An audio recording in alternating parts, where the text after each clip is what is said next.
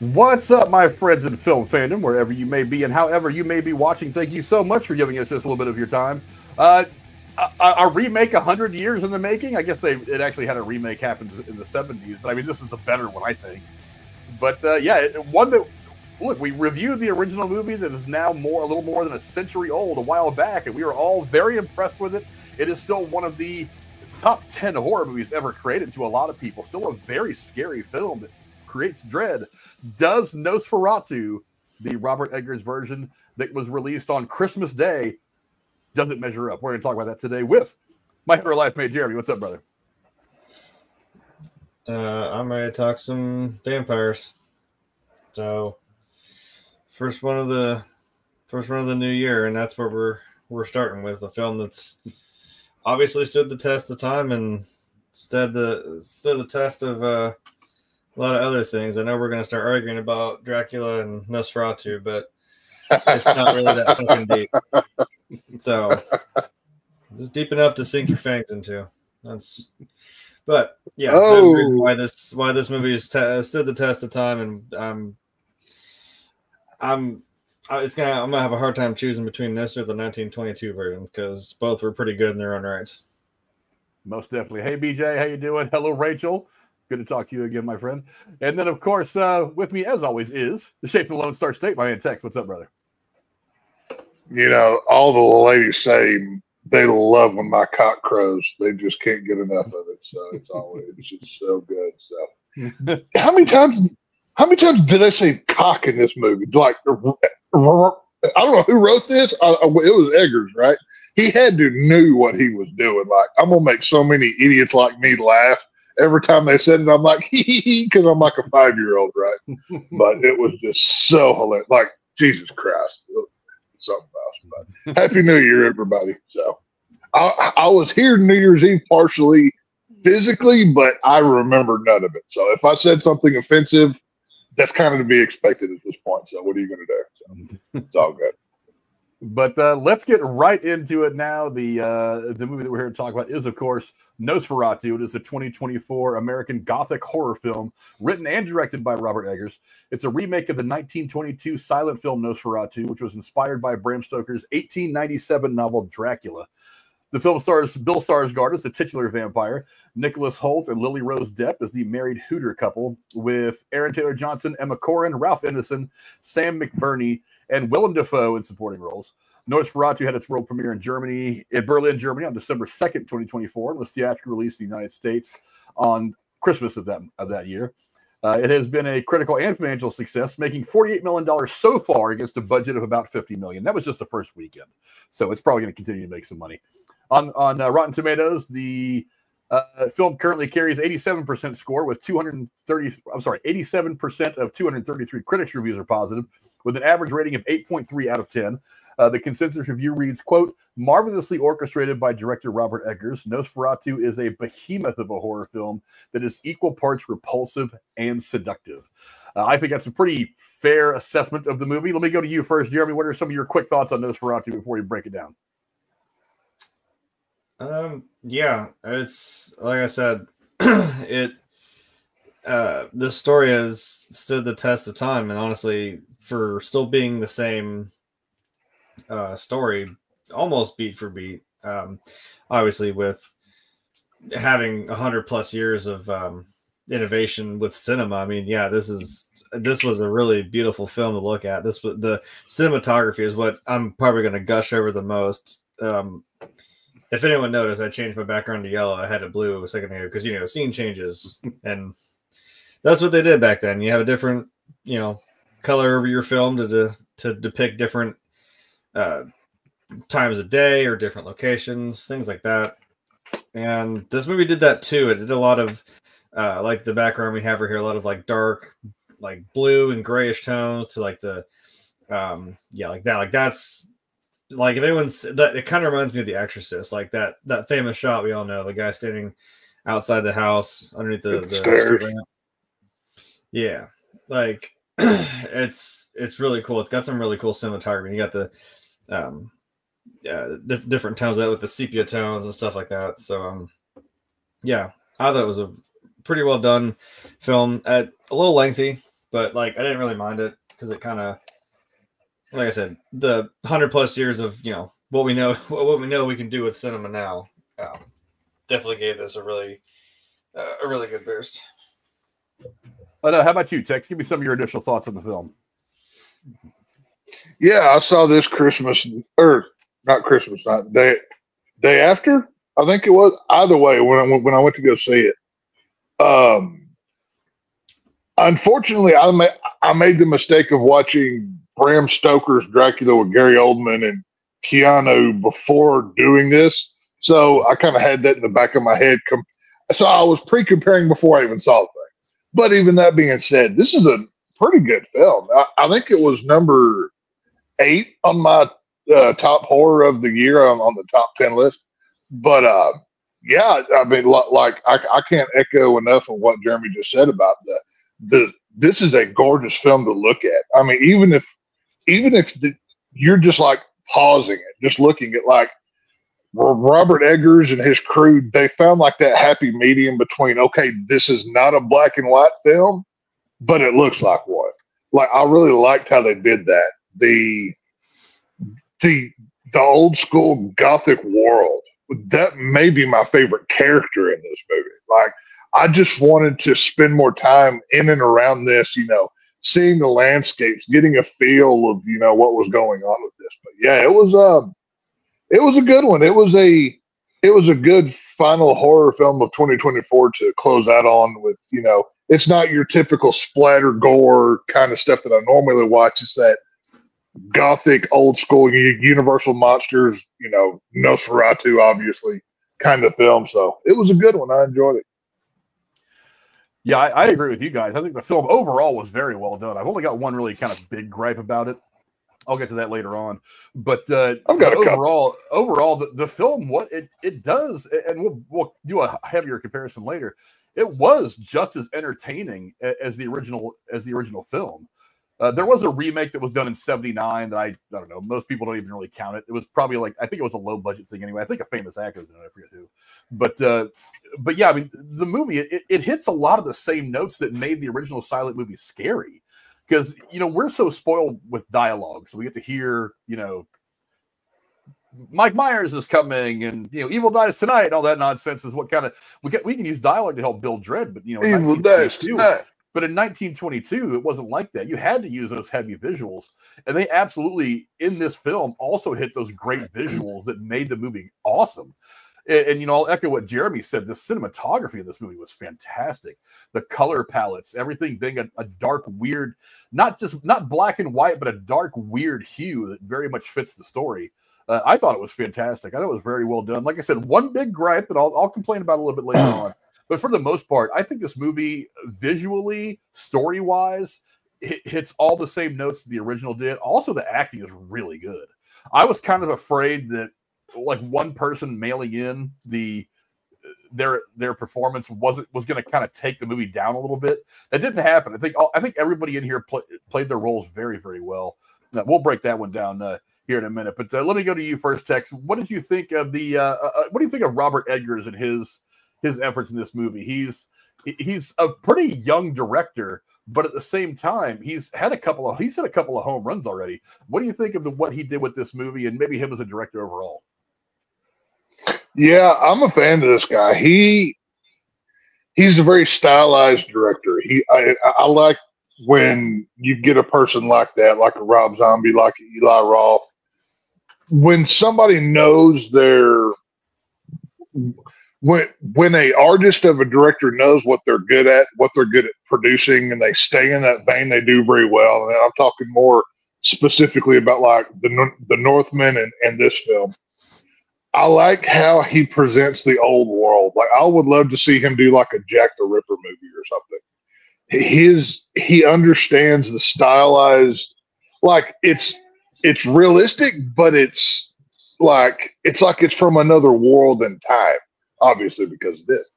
But the way that he shoots the old world to make you feel like you're in a fairy tale works tremendous. I like how he presents the shadows, like it's like they're almost a character in and of themselves. He's a very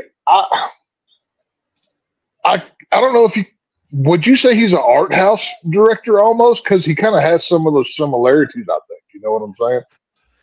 I would say he's got the ability to be an art house director. He's definitely got a little bit of that flair. But yeah, I mean, it's definitely in there.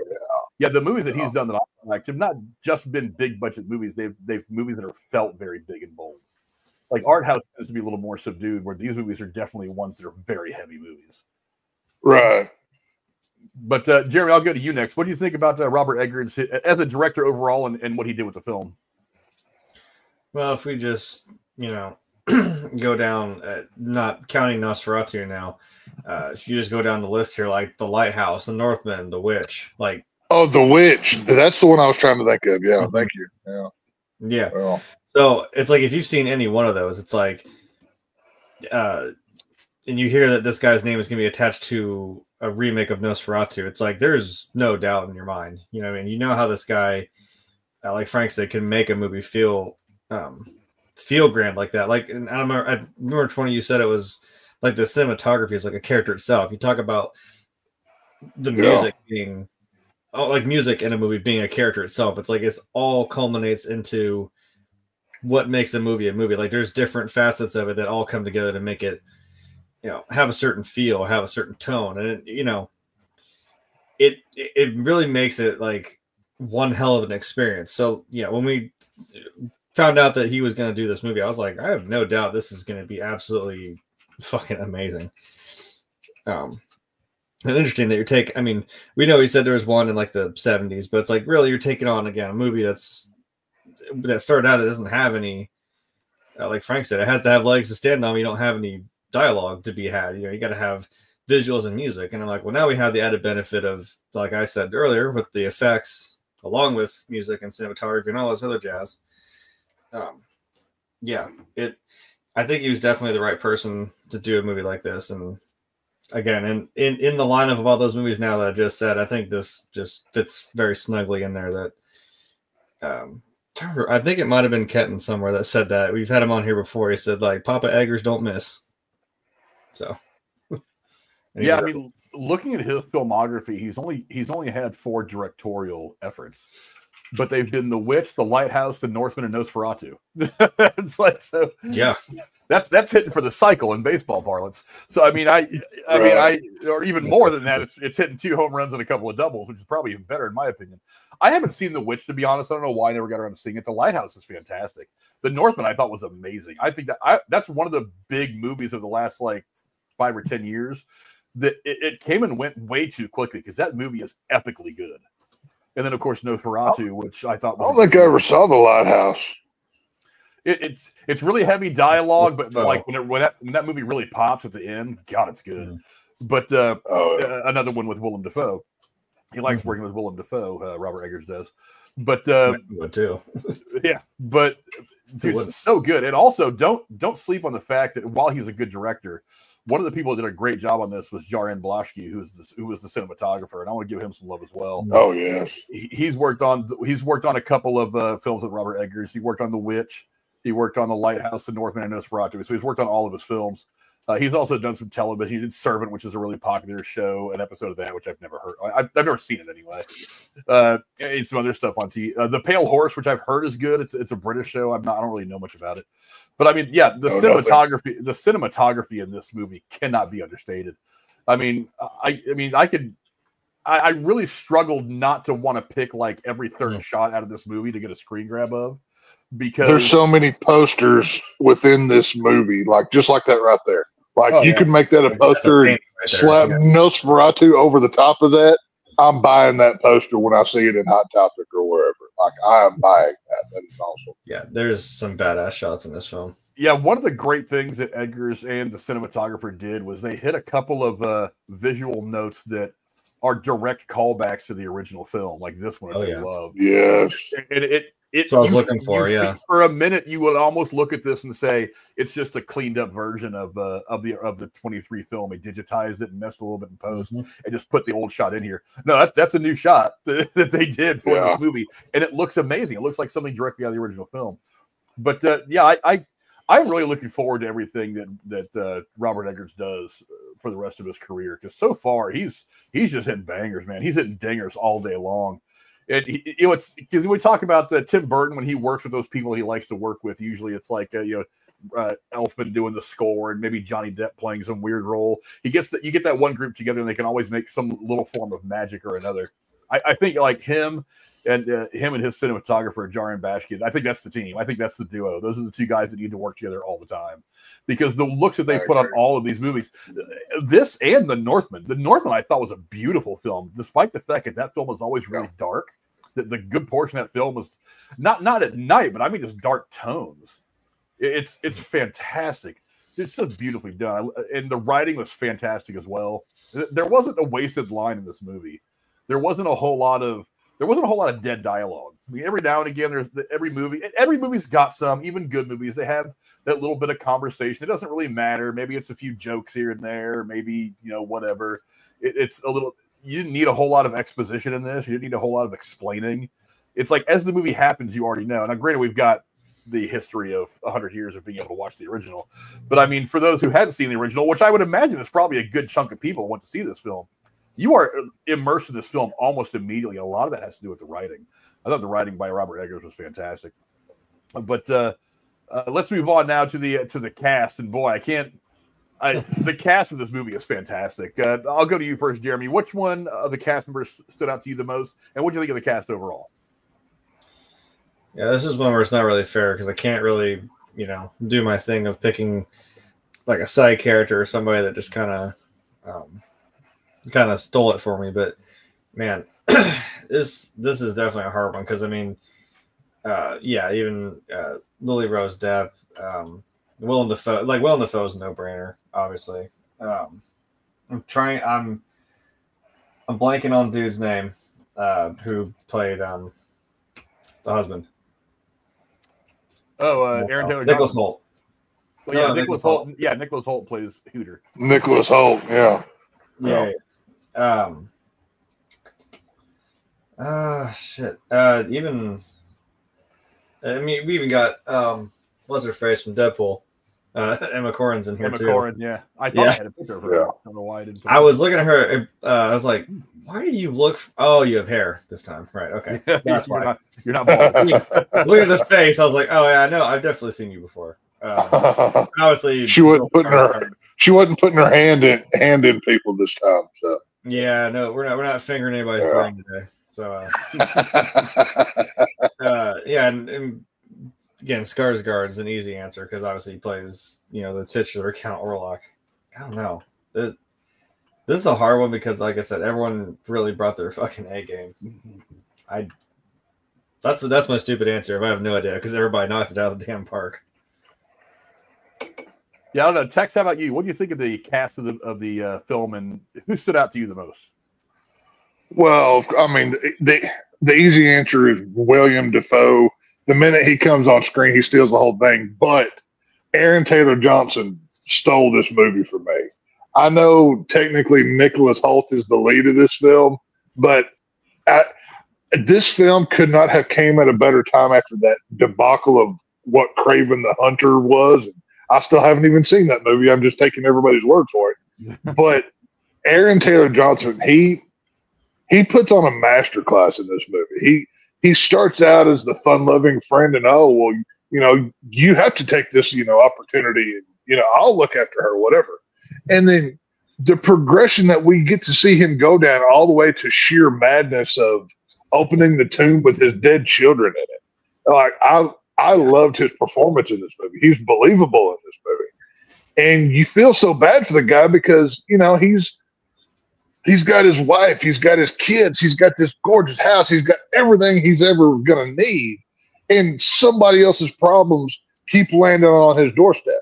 It's like once he finally snaps and he's like, "Look, you don't even get the hell out of my house." Like I'm like, dude, I would have done that like 6 months ago. Like you will have way more patience than I do. But Aaron Taylor Johnson for me really stole this, and that's saying something. I'm gonna have to disagree with the Lily-Rose Depp. I kind of feel like she was kind of overdoing it on certain things. I'm not saying she was bad, but it's just at certain points I'm like, all right, girl, I know you're putting on here a little bit. Like like a little less is more, but I don't know. She was fine. But, what do you want? hey, you know what? A couple of her scenes I was a real big fan of, but acting wise, I don't know why you're complaining, because I said Texas not allowed to complain about this fucking movie because there were plenty of hits in this movie. Hey, you should know me well enough to.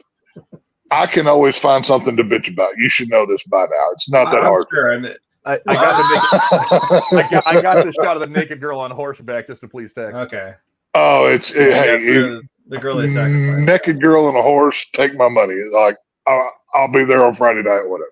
But yeah, no, Aaron Taylor Johnson. You know, just for the acting role, I thought he was great in this film. I was gonna say those sideburns and goatee. Goddamn, he was rocking it. Well, if you'll notice, like his mustache gets twirled higher and higher as the movie goes. Like there, when it starts out, it's like normal. By the end of the movie, it's like twirled up like he's Wario from the video games. It's like up. It's like pointing up in the air. It's like, holy crap! How much beard wax are you throwing in that thing, dude? Jesus, you're putting in the effort there. So. Let's see. Dr. Nick hanging out. He says, "Shit, I need What's to up, change my vote. The movie was good, but Casey totally puts games up his pooper." if you're watching on YouTube, go ahead and there's a poll in the chat as to whether you like the movie or not. So make sure you go vote. It's either yes, no, or Casey puts games up his ass. Well, at this point, there's no wrong answer. Casey's watch the movie. Casey's like a human Pez dispenser for like video games up his ass. He can just like move and they just kind of fall out of him at this point. So whatever. But yeah, for me, like I said, I was impressed by all of the cast. I don't think anybody did a bad job. Now, the two people I want to point out, though, one is Lily-Rose Depp. I was kind of concerned when this movie was getting closer because I was kind of thinking to myself, well, is she really one of the reasons why people start bitching about nepotism in Hollywood? Her dad's Johnny Depp. He's a legendary actor in his own right. Is she going to go in there and kind of and not be as good as the Aaron Taylor Johnson or the Nicholas Hoult or the Willem Dafoe or all these other people that are established fantastic actors with a great track record? Is she going to go in there and not be good? And ladies and gentlemen, she's good. Now, I'm not saying she's going to win a bunch of Oscars while her career's going or whatever, but in this movie, if in no other movie, in this movie, she really holds her own very, very well. I was really impressed, especially since like the biggest sample size we had of her was shit like Yoga Hosers and shit like that. I was gonna say come on, Yoga Hosers and Tusk. You're telling me this? Some very unserious roles in which you could just say, yeah, her whole career is going to be that. But the reality is, she was very, very good in this. I mean, like that scene, I didn't get a good picture of it because all the pictures I found are really grainy and shitty. But like when she's freaking out, she's tearing her dress open and stuff. I was like, wow, that was some really intense shit that she really does very well with that moment and like dragging you in and just like grabbing you by the throat. So yeah, I'm really impressed with her performance in this film, and I'm kind of on board the train for her now. I'm just like, because I want to see what she does next. Now that she's proven herself in a big movie where she can't hide behind the name, she can't hide behind other actors' performances. She is out front for this movie, and she absolutely slays. The other one is Willem Dafoe. This is the shot that I got for Jeremy. I knew he'd love it. I think that's my favorite scene in the movie. Whenever he's like losing his shit.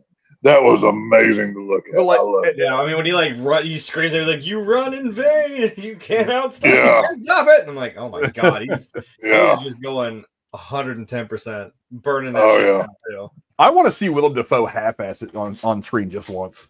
Because he would still probably be better than most everybody else in any given cast. But I mean, good God, I mean, he's not even trying at this point. He's just so good. I was just watching Platoon the other day. And I was just like, God, he's fantastic in that as Elias. He's so cool. How many times do we say, oh, well, The Rock's just playing The Rock at this point, or Vin Diesel's just playing Vin Diesel? William Dafoe is just playing himself, but that's on such another level that we praise him for that. Because I would love to just go have lunch with this guy, just to see how he is in a normal setting. Is he over the top? How does he act? Like he's just one of the most interesting people in Hollywood. I think. I think it would probably be disappointing. I think he's probably a very normal, very chill dude. Oh, it probably would be. But in my head, I'm like, okay, I'm having lunch with Green Goblin right now. Like at some point, he's gonna he's going to snap and smile weird and try to murder me with a pumpkin ball or something. But, you know, it's all good. So. But yeah, the acting in this movie was top notch. And I got to give some credit to Bill Skarsgård. I have my issues with Orlok in this movie, and I'm mad that I couldn't get a better picture. But, you know, this movie is very new. To be fair, we don't get a lot of him in this movie.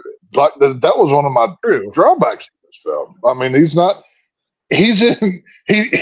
gets to play Orlok and Pennywise, and we don't get much of him in really either of those roles, and that's kind of a negative. But you know, I'm sure we'll get into it. But yeah, I'll talk a little bit about him later on. But yeah, the cast is fantastic. But now let's move on to just basically the plot of the film. Again, if you've seen the original movie, then you know what this is all about.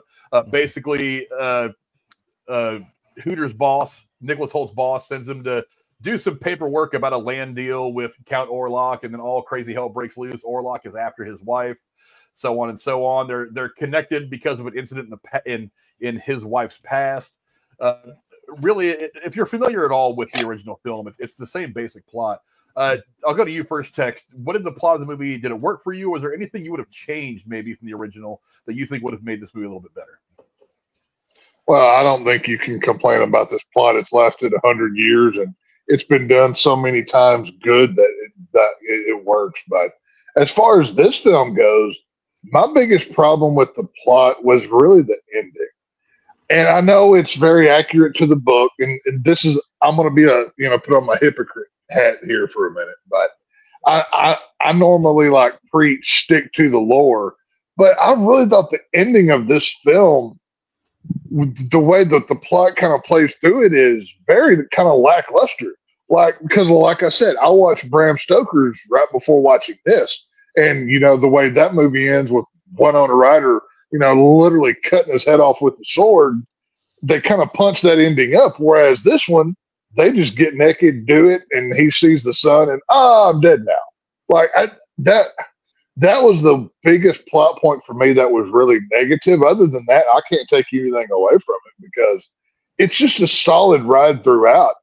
I would have liked to have seen a little bit more of what drew Lily-Rose Depp to Orlok than just she was reaching out for something and he answered. I feel like they could have been given us a little bit more of that, especially with the longer runtime. But I guess they wanted to be more vague about it. So whatever. I don't know. Jeremy, what did you think? Did the plot of the movie work for you, or would you have altered something for a more modern? I'm pretty much on the same page as Tex. That's what I was going to lead with is well, I mean, again, this is pretty much the same story from 100 years ago, and it still works. Yeah. I do like that they did kind of go more in depth with it, with her, starting off with the fact that, like you said, she had this traumatic past. She reached out, she was on her basically. She reached out and woke him up or something. Yeah, kind of on her final straw here, and he's attached to her, and she can't get rid of it. It just keeps tormenting her into her adult life now. So that was kind of cool that was at least there. The original one, I'm I don't really remember if that was kind of a plot. I remember she kind of was in a trance of some sort, or kind of was walking around outside on the ledge, being all weird and shit. I don't know if that was really explored as much in the old movie. So I mean, at least it kind of gave us that setup and went to the typical story we heard of, her husband goes off to do this land deal for this count, and he same thing, sees the locket, gets really attached to the wife, although I'm well, you kind of were already attached to her, right? Comes over on the ship in the coffin with all the dirt, the land of which he was buried in, since he can't sleep anywhere else, which was an interesting role. I mean, that coffin. Yeah, in the coffin with and of course they added, with the plague and the rats coming through into town. Not only is there's this supernatural entity that's basically a shadow that can manipulate people. Not only that, but now you got rats running around everywhere, making everybody sick and killing people. So it's a bad day in Germany. I'm sure it'll get better in the next century. Yeah. That'll never happen again. This was the last bad thing to ever happen in Germany. Nothing ever else bad happened. Yeah. It was smooth sailings after that. Can't be anything worse that's going to happen. It's going to come out of Germany. Right, guys? Man. So, yeah. And then it God, I lost my train of thought there because now I'm thinking about that. Whew. You didn't think that was karma enough. I was gonna joke with like Tech said. I'm like, man, you never just have a day like that. You just get naked, do it. The sun comes up, and you're like, ah, shit, dead. You know what? It's some shit happens. Right. No, I thought that was cool. I'm like, that's again, like kind of the same thing happened. Like he was, I think in the original, right? He was there long enough that he was trying to get to his wife, and the sun came up, and I think really it was just like he kind of poof into nothing or into like a bat and just flew off. I was like, oh, that was it. So it's right. I don't know. It went. I don't remember if she died in the original, but like I think it was. This one was like, well, it was gonna have to be the loss of It makes it a tragedy, really. Like I said, we talked about Aaron Taylor Johnson, like losing his entire fucking family. He lost everything. Like he lost his shipping company. Yeah, I mean, it starts with the shipping company with the Demeter, then wife goes nuts, and then kids. I mean, yeah, he goes from the Monopoly man to garbage. Like he loses it all. Yeah, this movie went there, man. It straight up killed like 2 little kids. That was insane. Yeah, that was ballsy. I mean, granted they weren't killed necessarily on screen. You kind of see it all after the fact, but still, that's anytime you'll kill the youngins, that's pretty brave. Well, because then it's the show don't tell. The visual of like you see the guys carrying the coffins, and they carry 2 little coffins that are that big. I was like, oh fuck, he killed the kids too. Holy shit. And I'm not sure if it was suggesting that he did stuff with his wife after she's dead. I think it was implied. I think it was kind of the way they were positioned. I was like, Yeah. I was like, I know what you did. Yeah. I think we went there too. But yeah, damn. Like, you talk about a descent into fucking madness, right? Right. I knew it was going to come down to it's the loss of dude had to. He lost his wife to this being, but it's basically like, do you want to, lose more people or your whole town, everything, or just is your wife gonna have to take one for the damn team and end up killing this vampire? So it's like I said, it's a pretty well done tragedy if you want to put it that way.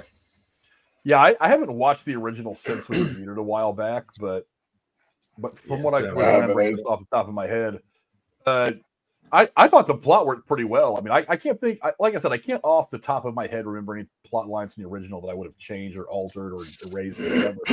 But I love the plot of the movie. I thought it was fantastic. I mean, putting the Black Plague in there as well and making it part of, was it because of Nosferatu being in town or not?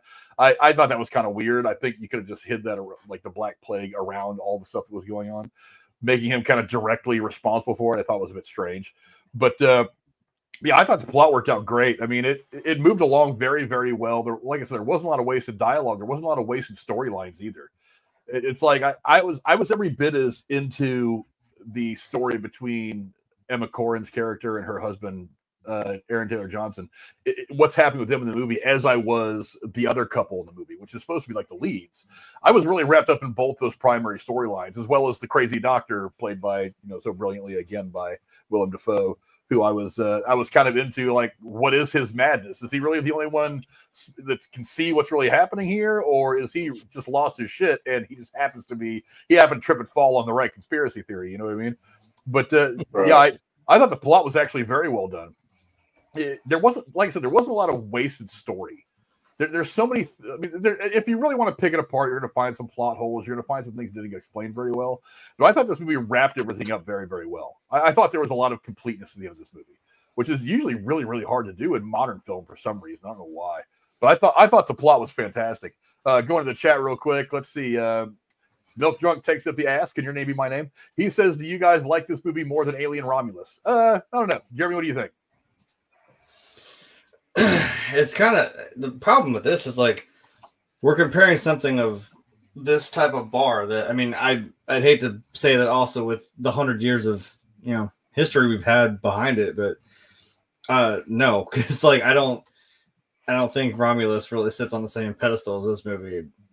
I don't even know if I would have said like, did I like Alien Romulus better than I like Alien or Aliens? Like, yeah, like I said back then, I'm like, it fits in there, but I don't think it was the best one.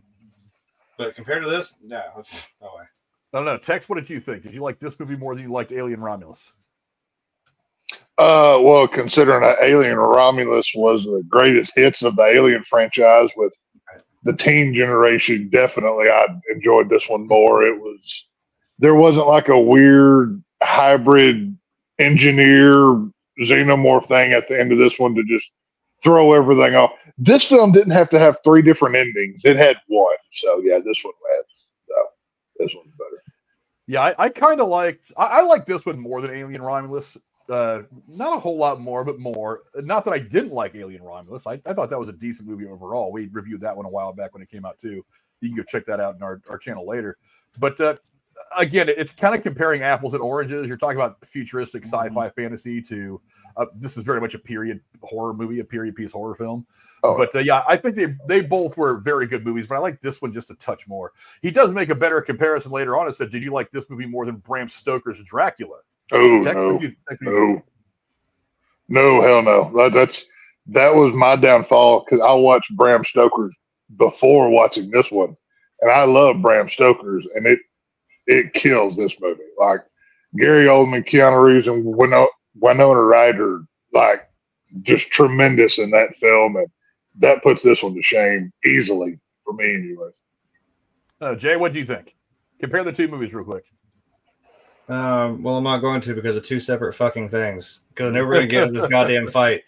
Nosferatu and Dracula are 2 different things. True, but I mean, I guess at the end of the day, you're just calling them both vampires, which I do think. Well, what I was going to say about it, is that I'm like, well, they're vampires, and I like, like, oh, it's a ripoff. It's ripping off this, and I'm like, well, first of all, they at least had the wherewithal to make a fucking movie about 10 years before you decided to make Dracula, but shenanigans. Also, there's been several zombie movies. I'm like, yeah, there's so many different types of those too. I'm like, you can't just compare them all. Like, it's the same goddamn thing where it's like, yeah, you don't take them in the sunlight. They sleep at night in the coffins. They, bats and a lot of sex. That's vampires. Yeah, I want to say I like Bram Stoker's Dracula a little bit better. You're talking about another great set of actors, though, and I think that set of actors in Bram Stoker's Dracula probably hits a little harder than this one, despite Willem Dafoe being so good and all the cast in this movie doing a pretty good job. I think that one's probably a little bit better. But again, both very good movies, I think. But we'll move on now and talk about the comparisons to the original. I mean, there's always going to be some comparisons. Overall, I thought that this is visually, this one's going to be a little bit better because we have the luxury of modern technology, CGI, visual stuff, things like that. But I'll go to you first, Tex. Putting the 2 movies side by side, which one do you think did it better? And was this a worthy remake? Well, I think that's almost an unfair question. I mean, it's, you're talking about Alien Romulus in this movie. Even the original Nosferatu in this movie are in their own different worlds, it feels like. Are we going to be talking about this movie in 100 years? Obviously, we won't because we'll be dead. But will others be talking about this particular movie in 100 years, or will they still be talking about the original?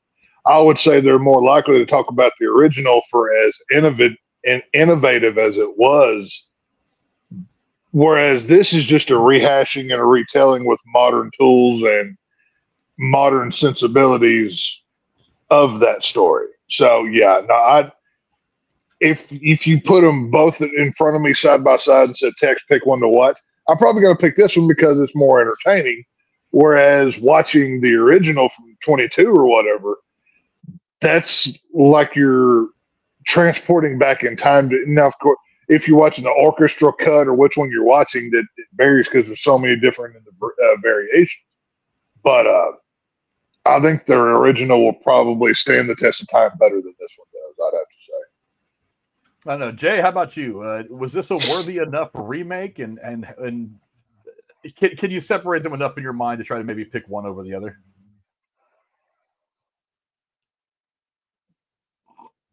Jeremy's typing, looks like. Looks like it, yeah. Or he froze because he's not moving. Hurry up and get a screenshot so we can put dicks on his face. Everybody hurry up. No, while he's frozen, I'll fill the time here. But yeah, do you think we're going to be talking about this particular version in 100 years, or it's just another version? Well, here's the thing: is they're always going to be intertwined. So, yeah, it's like I remind people who aren't hardcore film fans all the time that the Wizard of Oz movie that we know wasn't the first Wizard of Oz movie that was ever made. There was a silent film that was made back in the whatever, and we did lose Jeremy. He'll be back in a second, though, I'm sure. But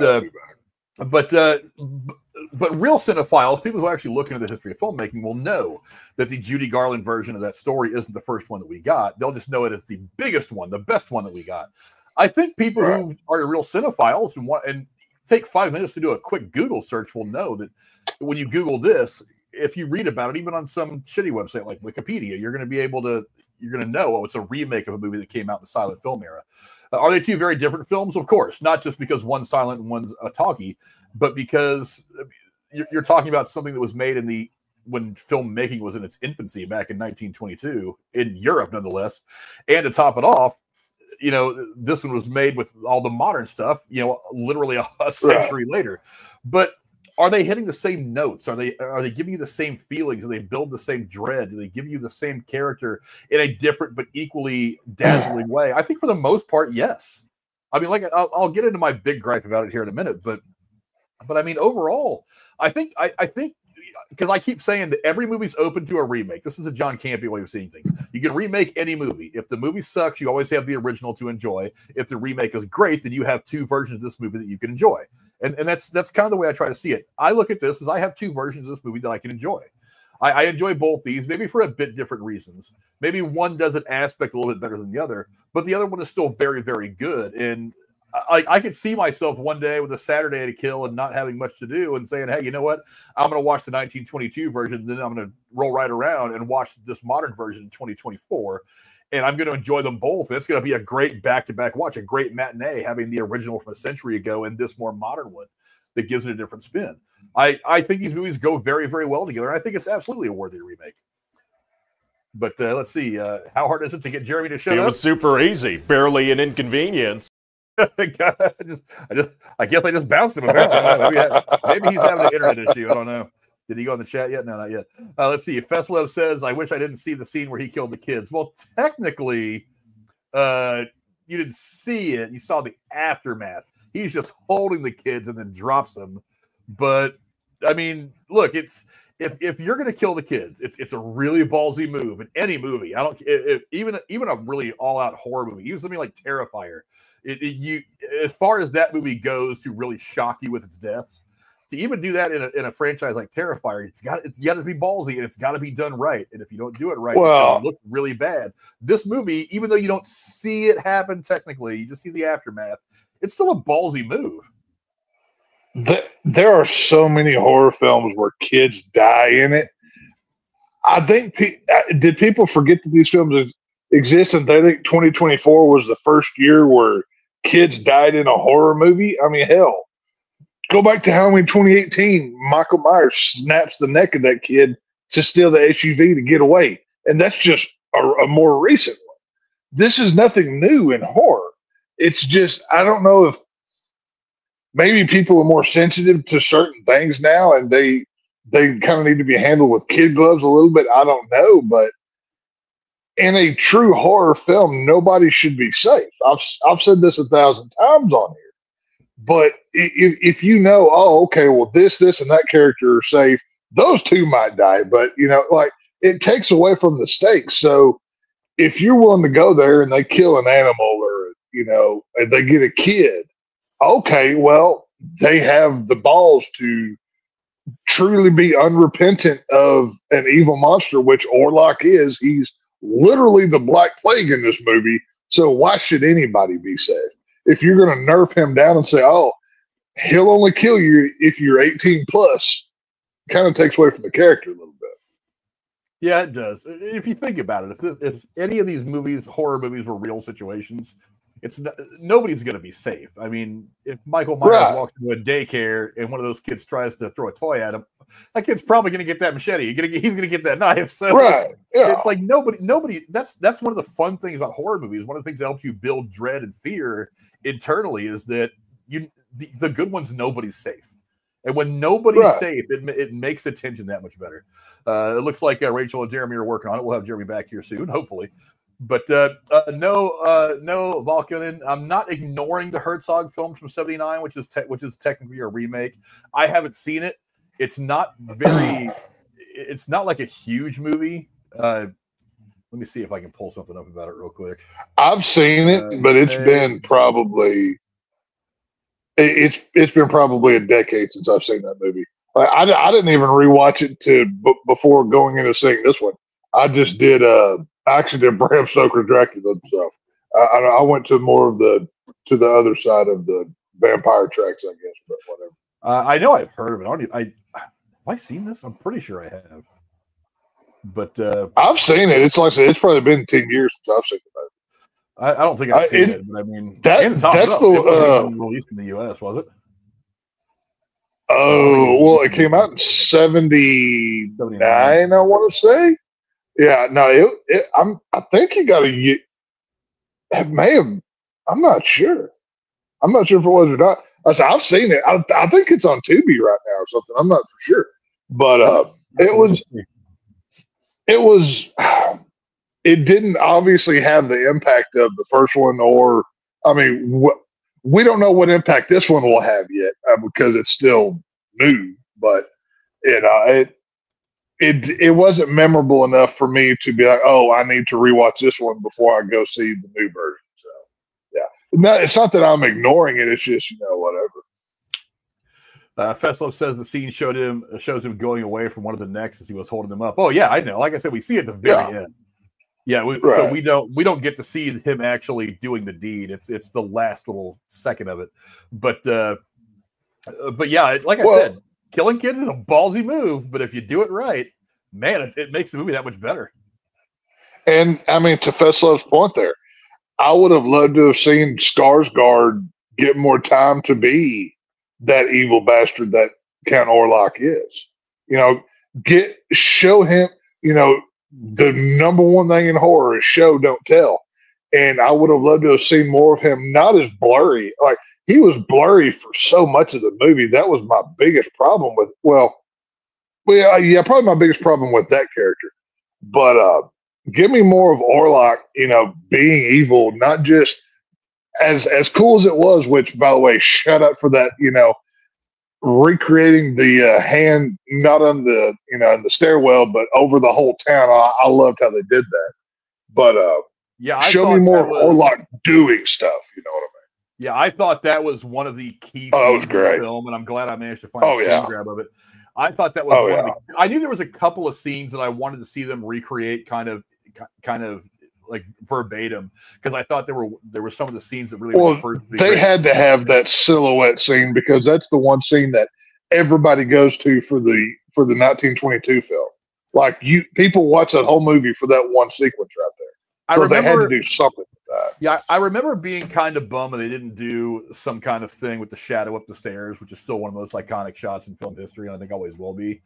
But this one is equally as important. I think this one, I mean, I wish I had the clips of both of them to run side by side, because I thought this was every bit as menacing and awesome as the shot from the original film. This shot here for this film works better just because they're treating Orlok like the Black Plague. So this is not just him going up the stairs after one person. This is literally him going after everybody. So it ups the stakes. It ups the ante. It's not just, oh, we're in one stairwell. Now we're going, nobody's safe. I'm going after your whole, empire here. So I like how they work that. Mm-hmm. But I'm going to bitch a little bit right now. And you can feel free to disagree with me if you want. I did not like the look of Nosferatu in this movie. Really? Why is that? If this would have been the only time we had ever seen Nosferatu on film, I might not care as much.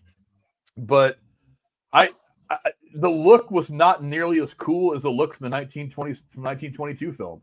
I feel like that by making him more of a monster, they made him less menacing. They just made him. I mean, we've seen demons, we've seen vampires, we've seen combinations of the two in various ways, shapes, and forms. There was a simplicity to Nosferatu in the 1922 film and his look that made him very cool. Yeah. Let me try to pull up a picture of Nosferatu in the original. I'm not trying to spell it right, damn it. I'm just trying to pull a picture of him. But yeah, there was just something about him that it didn't hit me the same way. You know what I mean? I'm disappointed that we got kind of a completely redone version of a monster that was already pretty badass. Me and you talked about this when we were talking about Winnie the Pooh Blood and Honey Part 2. I said the same thing. I liked his look in the first movie more than I liked how they redesigned the character. In the second one, they redesigned him as a monster, where I was like, he was already an awesome monster to begin with. That creepy smile and what you would imagine was probably some kind of a face mask. I was like, that looked cool enough as it is. Why are you changing the coolness? You know, it didn't make any sense to me why you would change that. It's kind of the same thing here. I don't understand why they tried to make him out to be more of a demon or more of this kind of grotesque creature when his look was already pretty badass. I mean, compare the two real quick. Did you like the original one more or this one? Honestly, I like the new one. I like we've had so many vampires of the bald, no hair, no real defining characteristics. The hair on top of the head, I would have gotten rid of. That's the one thing I will say for the new look. But I thought the mustache, because obviously I forget what I was reading it, but Eggers went with the mustache look because it goes back to what Vlad the Impaler. Any image you see of him, he had the big mustache. And I thought that really made this one stand out because we've never seen that look on a vampire before. There's 1,000 different vampire movies that have a Nosferatu original look knockoff.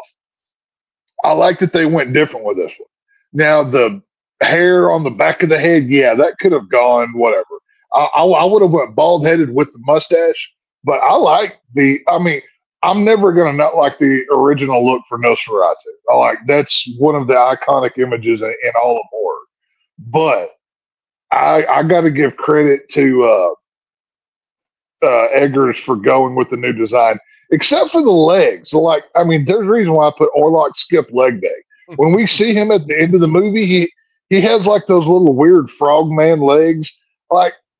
Was he in the I would love to see an interview where he explains why he went with that design. Like, did his legs not work after 100 years or something? I don't know. But facial wise and like from the waist up, I thought it looked good. I liked it. Yeah, I think the original Nosferatu from 1922, and there he is on your guys' screen. I just think that's a more menacing character, not so much because of the hands with the claws and all that. I just think there's something more demonic about him. I think I love understated, subtle fear. I have always thought that's the more effective kind of fear, because it's so straightforward to have Michael Myers running after you with a knife. It's a very straightforward fear. Not that it doesn't work. It's wonderful. I love Mike Myers as well as anybody else, but that's a different kind of fear. This guy, he looks a little bit normal, but he's not. and so it makes more sense that you would see that Hooter would go in there to this guy and maybe not feel like he was in danger just as much as this guy was weird. Whereas as soon as he walks in there, you got to look at this guy and be like, "You're a fucking demon. I don't want to be around you." But now, of course, he stays there anyway. But yeah, I like the look of the original Nosferatu much better. I think that's just a better visually for cameras purposes. I think that's better, and it also is the one that they did with Willem Dafoe when he did not Interview with the Vampire, Shadow of the Vampire, several years ago, where he was supposedly played Count Orlok, or Max Schreck, while he was filming the original Nosferatu, and he was a big time character actor. They even went with that look for that. So I don't know. I'm not a big fan of them just making him look like a regular monster. There's something about Dracula in so many of the versions that we've seen him in that he doesn't have this crazy monstrous look. He just looks like a person with pale skin and teeth. He looks kind of unassuming for the movies he's in. I mean, if you're in Transylvania and 17 whatever, he might still look a little weird, but you probably wouldn't say anything about it. You just kind of deal with him or whatever. But I don't know. I like the understated, almost more normal look of the original one as opposed to this one. I don't know. But let's see. Vulcanin says that the 79 version is arguably the very best version. I can't make that assumption because I have not seen the 79 one yet. Maybe we'll look into it. I'll have to find it. That says it's on TV.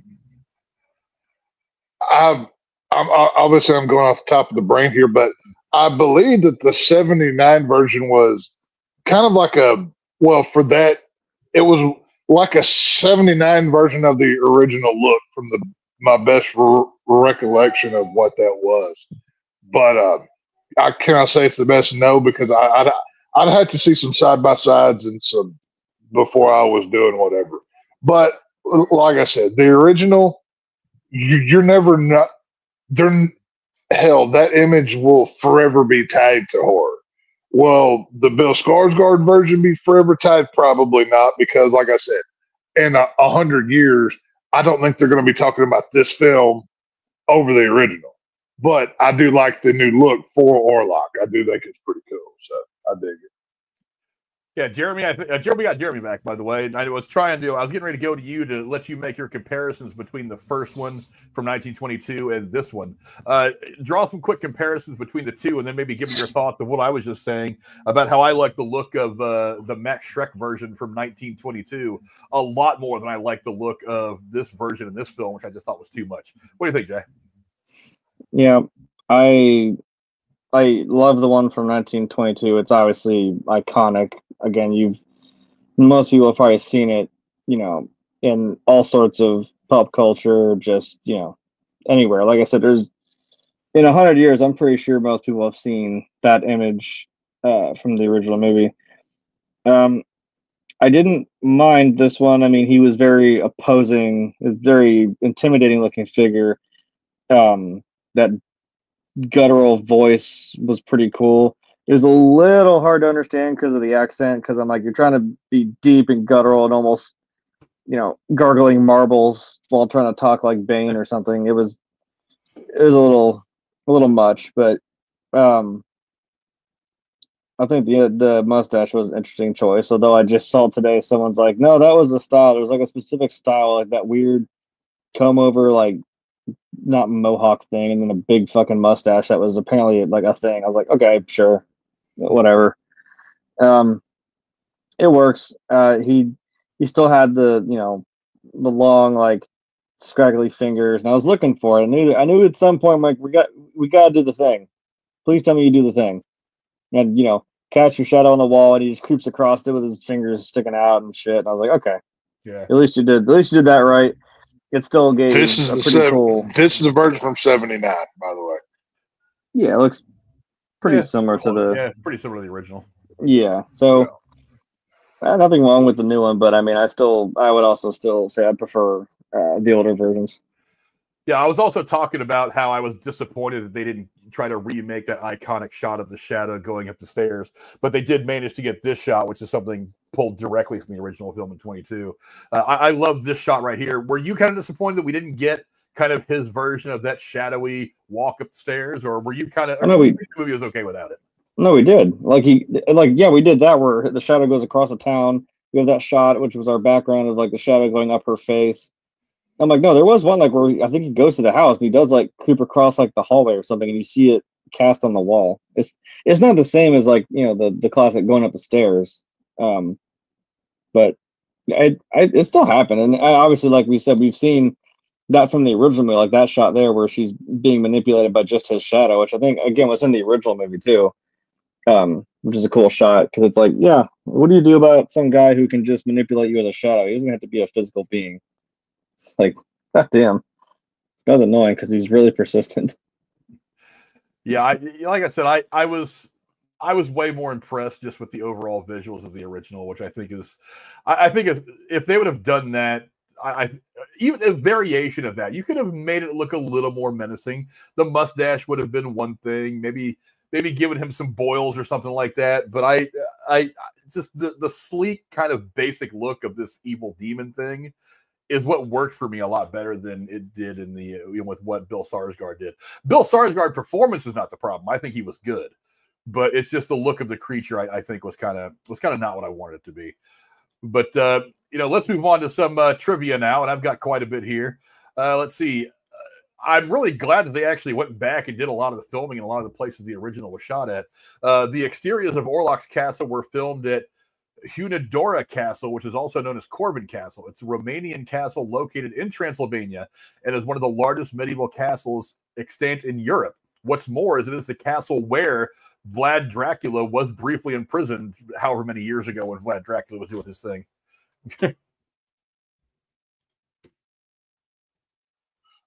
Well, that really shows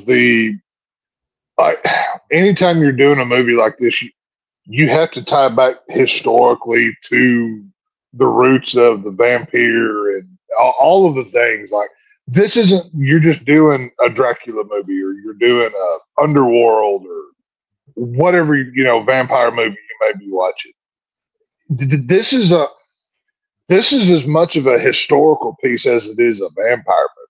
So you have to go back to those places. You have to do those things, which is why, like, you don't have a different version of Nosferatu every 10 years. It's hell, 79 was the last time we got it, and then 22 before that. So I like that we haven't had 15 different versions of this story. That the history really plays a part in it. Where they shot to go to those places, and God knows how much money they could have saved not going to those places and just shooting it in Atlanta, Pinewood or wherever. They could have done it cheaper, but I like that they actually went there. That gives the film some, some real credibility there. I like that. We have Jeremy's beautiful face back on camera now. Yay! He's back. Here, just like every stream now, it just decides, nope, you don't have internet. You no longer have internet. Like, no, I literally do. Just not on this computer. Gravitas. There you go, JSP. Yeah, that's what I was looking for. How goes it, JSP? Good talking to you, brother. Good to see you here. Oh, guess who's here to get his little bit of attention? Wow, you're a little late there, bro. Have you seen my wiener?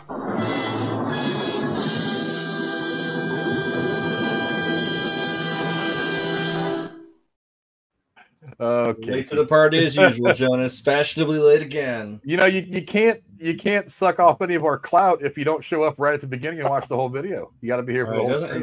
The good luck.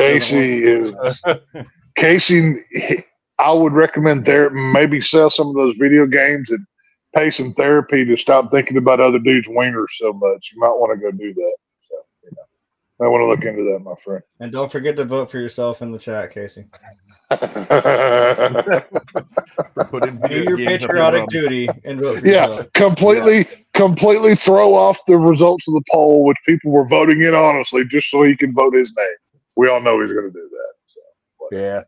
Let's see. JSP says, or Richard Donner might say, verisimilitude. There you go. Yeah. Well, Tell me, JSP, do you know who the viceroy of verisimilitude is? It's actually Robert Meyer Burnett, who is one of my favorite YouTubers to watch. I love watching that guy. He's a big time cinephile, real smart guy. He's been on the show a lot over the years, but he's a smart guy. He's doing a audiobook series about like a film noir thing with Michael Rosenbaum. Yeah, I know. Because I watched Michael Rosenbaum's podcast too, and I've heard him talking about it here and there. So I'm kind of ready. Yeah, I want to listen to that. Yeah, I'm into it. But moving on to the next little bit of trivia I have for you guys today, I will use this picture next. Let's see. The castle scenes were filmed in Pernstein Castle. I know I'm pronouncing it wrong. In the Czech Republic. That is the same location that was used for Werner Herzog's film Nosferatu the Vampire in 1979. Nice. A certain amount of verisimilitude. There's that word again. I need it. Keep using I that want word. a castle. You know Like what that word means. I come from German blood. Like I need to go back in line and see if I'm royalty. Like this is a real possibility here. Like if I trace back far enough, I might be related to Vlad the Impaler. How cool would that shit be? I'd be down with that. I could be Nosferatu. Well, they say that something like 80% of the world's population is related to Genghis Khan. So I was gonna say Khan. All right, there you go. Hey, what's what I'm saying? I mean, I've got German blood flowing through these veins, buddy. I know Germany does as well. Like, we might be like German royalty, and we don't even realize it. Like, come on now. I start doing some genealogy here. Come on. Yeah, go to 23andMe. Yeah, they're doing very well now. But oh yeah, no, I'm not volunteering my DNA to be cloned for their AI world. No, thank you. I'm not doing that. But yeah, oh no, whatever. They were selling that shit. I guarantee they were selling that shit to the Chinese. That's what I'm saying. I don't think so. But let's see. What is where am I in the chat? Let's see. Vulcan says the vampire was based in reality. Yeah, we know he was based on Vlad the Impaler. Yeah. Aside from the psychic ability of being undead, he has pointed human teeth, and the ears were results of rat bites. The result of rat bites I had heard of. It's been a long time since I've read anything about Vlad the Impaler or Vlad Dracula or whatever his name was. But I remember hearing all kinds of random things. He also says there are some amazing castles all over Europe. Oh yeah, that stuff's still there from the 22 movie. It's like that's crazy. It's still there. It's one of the things I'd like to do is go hit Europe and hit a lot of those places. Did I know they talked about Nosferatu in Rob Zombie's Monsters movie. Did he show him or just talk about him? I can't remember. I don't. No, in the Monsters movie.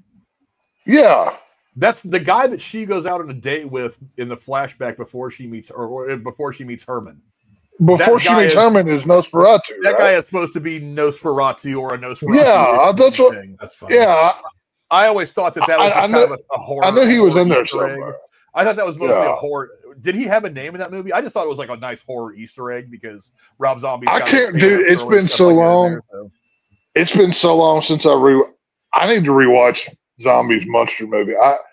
I want to go back and see if they actually showed it as you said, a Nosferatu, or whatever. The guy that her dad sets her up on a date with is, I guess, he's a version of Nosferatu. I don't know if he ever mentions his name, but I'm pretty sure it was just an Easter egg he put in there for horror fans. So, which is fine by me. Right. I mean, hell, Rob Zombie uses clips from the 22 film in his music videos. I believe was it Dracula or one of the two. He's used Nosferatu clips in his music videos, so it's all good. Let's see. Vulcan always says I like Nosferatu and What We Do in the Shadows. I think I watched that movie once. I wasn't really into it. I don't know if it was supposed to be a comedy horror or if it was a horror that was too funny. I don't know what that was. I know I've never watched the television show on FX, but that's more of like a comedic horror thing. I don't remember seeing that stuff. Yeah, I remember seeing it and not really paying much attention to it because I was having trouble getting into it, so I just never went back to it again. But whatever. Let's see. What is my next little piece of trivia here? As I go to my pictures, Robert Eggers actually he has got a history of Nosferatu that goes back to his high school days. Robert Eggers co-directed a stage production of Nosferatu in high school. It is one of the reasons why this was such a passion project of his for so many years before actually doing it. Nice. Well, hey, his style is perfectly paired for this story, and not just this story, but this time period. The pre-industrial world where everything was still kind of in the beginnings of getting to where we are now. So he perfectly is fit for telling this kind of story. It works amazing. Yeah, I was thoroughly impressed with as I was reading about everything. It's like this was not just something like he was like, oh, I should remake this movie. It's 100 years old because it's still a pop culture thing. I want to try to make some money out of it. No, this was something that ever since he got into filmmaking is something he's wanted to do. So this has been a labor of love for him, which is probably one of the reasons why the movie turned out so good. He wasn't going to settle for, okay, I'm just going to let this crappy scene go through because the rest of the movie is going to be where it's at. No, every scene needs to be just right. Every casting needs to be just right. Dialogue needs to be just right. I'm not going to do this unless it's the film that I really want it to be. And because of that, he ends up coming out with a really good film, one that I was very happy with. Let's see. Where am I at now? Now, Jeremy, I'm sure you guys all remember this one. Let's see. This is the second Nosferatu-related film that Willem Dafoe, who plays Professor Albert Eberhard von Franz in this film, stars in. The first is Shadow of the Vampire from the year 2000, in which Dafoe portrays a fictionalized vampiric Max Schreck. Shadow of the Vampire is a quasi-remake of a semi-biopic and a fictional behind-the-scenes look at Nosferatu, a Symphony of Horror, the 1922 film. I mean, I would say that's something that Willem Dafoe hasn't done at this point. I mean, dude, definitely a legend, a Hall of Famer, as you say. So I'm not gonna lie. I mean, for as much as that movie is, I don't want to say it's a goof, but as much as it's kind of a weird, different angle that you would take about the Nosferatu character, and it was probably equally, really, maybe even more so about Max Schreck and his famous way of being a big time character actor, which a lot of people are nowadays. But that's really an underrated movie. And I really like the ending of that movie as well. I love how, as I recall, and it's been several years since I've seen it, it's like he's just, after he kills the girl on camera, he just walks up really slowly to, I think it was John Malkovich who plays the director in that movie. Mm-hmm. And he's just sitting there rolling as Max Schreck is walking over to supposedly kill him. And he's just sitting there rolling, so wrapped up in what's going on. He's like, oh, this is so awesome.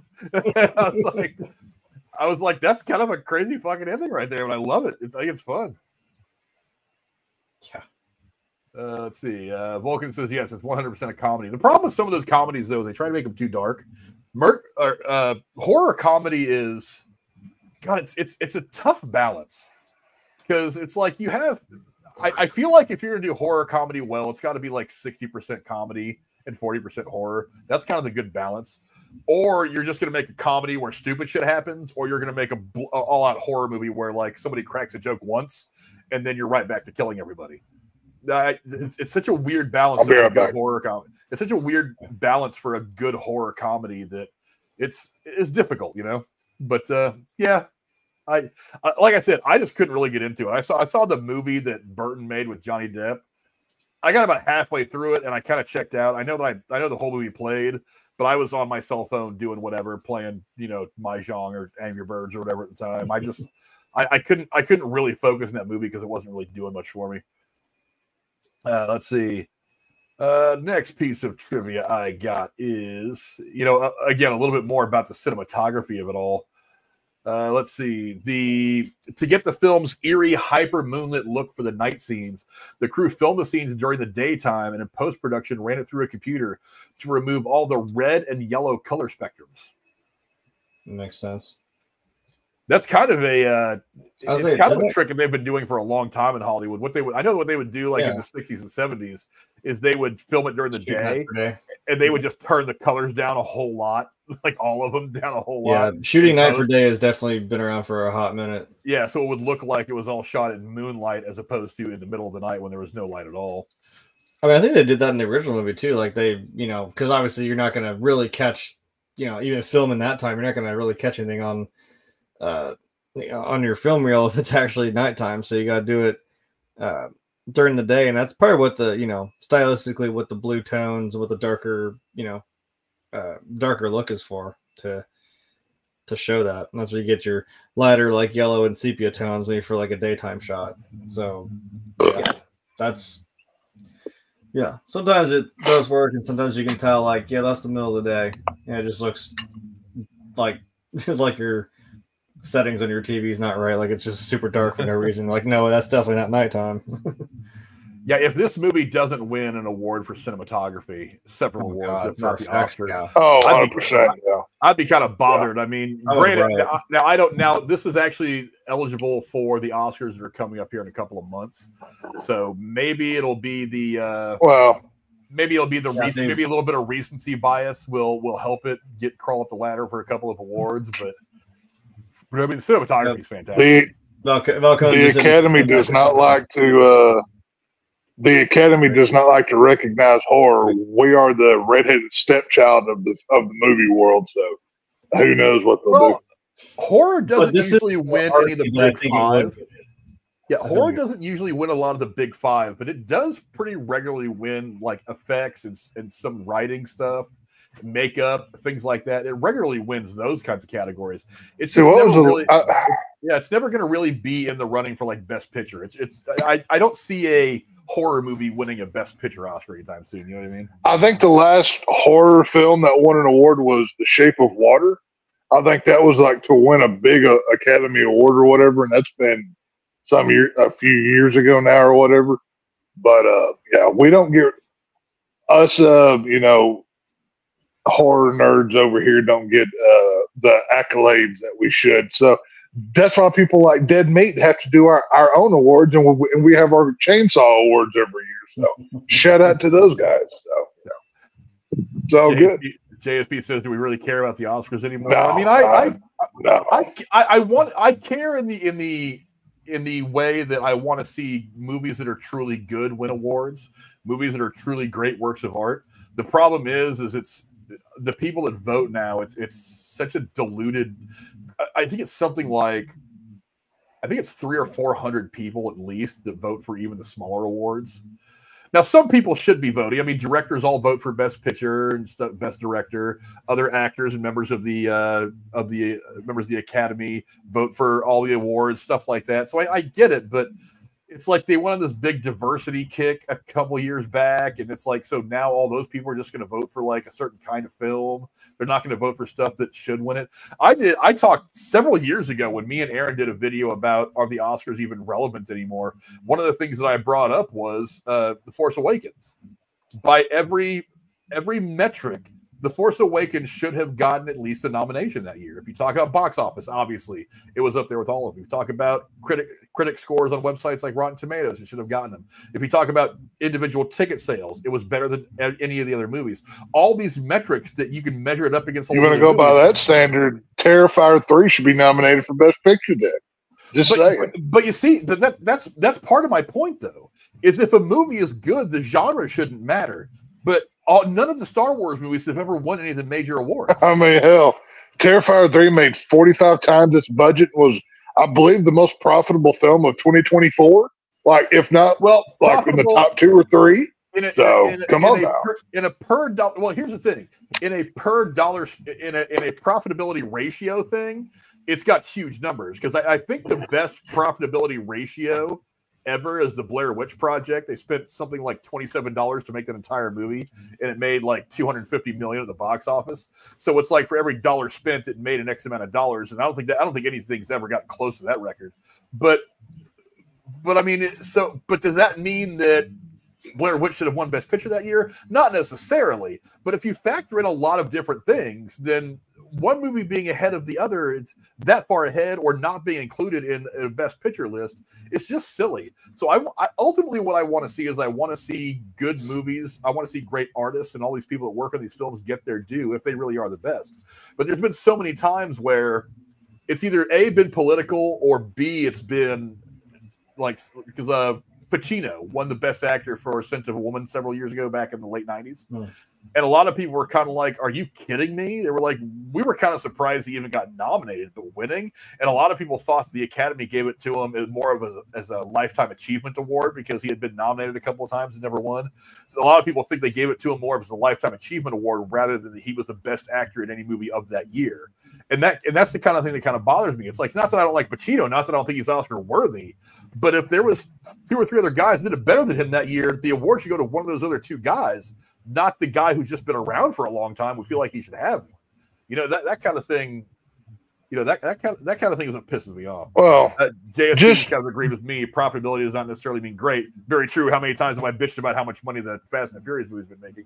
Blair Witch is a great example. Is Avatar the greatest film of all time, or is it the highest grossing of all time? Well, I don't think Avatar, because he cheated.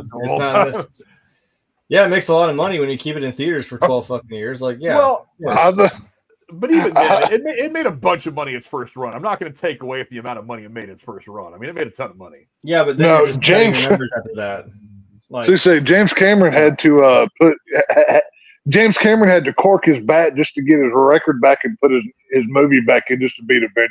So yeah, I mean, yeah, he just likes to jerk off to blue people. That's all James Cameron does. Yeah. God damn. Let's see. JSP put a little bit of useless trivia in the chat, and I didn't catch it, or else I might have answered it. But yeah, he said, "What was the first horror movie nominated for Best Picture?" I think we talked about it. The Exorcist. Yeah, when we actually reviewed it a while back, I think we talked about it. But yes, it was The Exorcist. Vulcan and no, I was talking about the most recent one, not the first one, because I mean, you've got obviously The Exorcist, Silence of the Lambs. I thought it was and Silence of the Lambs. Then The Shape of Water was a few years ago. I don't remember what year it was exactly. It's been less than 10 years ago, whatever it was. But yeah, there's not been many. So what you gonna do? Let's see. Well, I said nominated, or was it won? You're talking about nominated, then yeah. Yeah. Well, I don't think a horror movie has ever won any of the big 5 awards. Well, that's why I said Silence of the Lambs. Like, I thought that one actually did win one. Although, is that really like? Well, yeah, we don't consider. Yeah, a lot of people Silence of the Lambs horror, though. No. Yeah, a lot of people don't consider Silence of the Lambs horror. Yeah, right. I know I don't. But yeah, that's a weird one to kind of. Like, yeah. I mean, you could kind of. Silence of the Lambs is a thriller with horror aspects to it. It's not an overall horror film. Yeah, it's more thriller. Yeah, I think Hannibal was actually more of a horror film. There was actually more blood and spit and ass in that movie than there was in Silence of the Lambs. Well, and that movie wasn't good. It was still good, but it wasn't. Hannibal was playing by the rules of the sequel of bigger and bloodier, so they had to go more horror.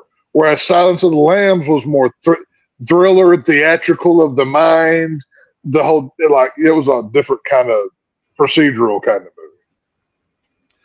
But moving on to the next little bit of trivia I've got here for you. The name Orlok was likely derived from the archaic German word Orlog, itself pronounced Orlok, which means war. Oh, nice. That's a cool name. Sounds like some if I ever have another kid, I'm going to name him Orlok. Like, I'm going to give him a cool name like that. Something just like, just instill dread into people. Like, we need to bring back those old school, kind of gothic era names. We need to start doing that again. If you have another kid, he's gonna have one of those kids with 27 names. It's gonna be Michael, Orlok, Freddie, Jason. We'll just call him Junior. Why do I? We'll just call him Junior for short. Why do I have 17 names and the 5th one is Leatherface? Who the hell was Leatherface? Hey, he's the one that has to sign his driver's license, not me. So I don't have to worry about it. It's all good. They'd be like, well, son, sit down. We're going to watch this movie and talk about it. Well, you understand how we got here. Okay. Now let's get some barbecue at that gas station from the movie. Come on, let's go. Get in the truck. We're going. I had barbecue yesterday, and it was delicious, buddy. I loved it. Let's see. Love me some barbecue. Next piece of trivia I got. I wish I'd been able to find this picture because it's actually one of the cooler shots of the movie. Nicholas Hoult almost got attacked by wolves while shooting the film. He was quoted as saying, "I'm like running on the spot and getting hyped up before the take," Hoult said, "and they're being held back from me on leashes, barking like with death in their eyes. They wanted to eat me." Damn. Hey, how do we know that? Because obviously Dracula can transform into wolves and other things besides bats. How do we know that weren't no vampires trying to kill him in real life? And this was just like a crow situation or something. We weren't there. We don't know. Anything's possible. Isn't it one of the things in vampire mythology that they have wolves that protect them when they sleep or something like that? Wolves, hellhounds. It depends what kind of vampire you're playing with. In the underworld movies, the vampires use the werewolves as like their protectors, and that's why those two hate each other. And the whole underworld or Rise of the Lycans movie explains how the head werewolf breaks out. It's a blood feud for the next 2,000 years at that point. Yeah. Which I love those underworld movies, by the way. I'd love to review those as well. Those are fun to watch. The first couple were pretty good. They started to tail off towards the end. I was kind of glad. They did, but yeah. The third movie went the way of the dodo. They were still fun though. In this particular scene right here, Willem Dafoe is acting with 2,000 live rats. Wow. Those were real. That's insane. Now, who was the poor motherfucker that had to catch 2,000 rats after that scene was over? Well, if you're doing it on a closed set, it's probably a lot easier. I mean, I'm sure they have ways of doing it, but I was reading something else that I almost put in the trivia. Some guy over there with like a fucking flute in the corner, just like navigating.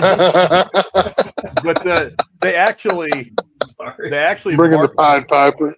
They actually marked the rats in groups of 10 so that they could keep track of them. I think I read something about it in the trivia on IMDb. That's wild. So, well, I would assume that when you're working with that many small rodents, that there's a certain amount of shrinkage you're willing to accept. One or two of them get away, and I'm sure that they're not like rats that they just found somewhere in the sewer. They're probably bred to use in movies, so that there's no disease, there's no nothing like that. They're actually healthy. So bite somebody, it's probably not that big of a deal. After they called cut and all, Eggers and Defoe all left, the production crew's like, okay, we're going to get like 300, and then we're just going to like open the back door and start shooing them out. We're getting out of here by noon today. Like they did some crap like that or something. Let's see. What have I got for you next? Oh, yeah. One more piece of trivia that I think is absolutely fantastic. And it kind of, I remember Mark Wahlberg saying something vaguely similar about the thing that he kept from the Boogie Nights filming. But let's see. Oh, the pecker. Yeah. The film makes use of several custom-made props, some of which were kept by the actors after filming. Robert Eggers gifted Lily-Rose Depp the prop of Ellen's locket from the film, and Nicholas Hoult kept and framed Orlok's fake penis worn by Bill Skarsgård in the film. Okay, now shouldn't that have went to Skarsgård though? I was wondering why that was the thing. Maybe he didn't want it. Funny. I don't know. Maybe Bill Skarsgård was like... So, hang on. So, Skarsgård gets to bang his wife in the movie, and then he gets to keep the cock that he banged the old lady with. That's some, like, next-level cuckery going on here. Hey, look, it's a piece of film history one way or the other. He framed the dick. Wow. That's... Well, I'm sure, like we said, in another 100 years, we're going to fucking laugh about that. Like, hey, you know what that is, right? No, okay.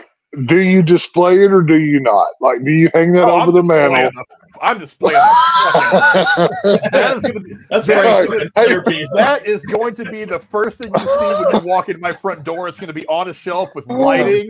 It's going to have like a frame of the shot in the movie and like a picture frame. It's right. I'm going to put it right there for everybody to see. Hey, Mom. Hey, Mom, Grandma, come over for dinner. Oh, my Lord, what's that on your wall? Oh, it's a vampire dick. It's nothing. Don't worry about it. It's a vampire dick from a movie. Let me tell you the story about it. Here, sit down. Let's watch this movie. I'll tell you. Have a couple drinks. I'm going to tell you a story. Look, people have kept stranger shit from movies. I mean, yeah. I had. Obviously, it's Mark Wahlberg has been saying for years that he had kept the prosthetic penis that he pulls out at the very end of Boogie Nights. I think he was on like Ellen or something years ago, and he said, yeah, he kept it, but it's starting to break down and fall apart. So it's just in a box in his closet. He can't really pull it out and show anybody. But wait, are you telling me that's his? But he's a star. Let's see, I want to look this up now. Movie props. Frank's gonna go buy a movie pecker just to hang on his fucking wall back there to this damn live stream. I will. Like, don't make no mistake about it.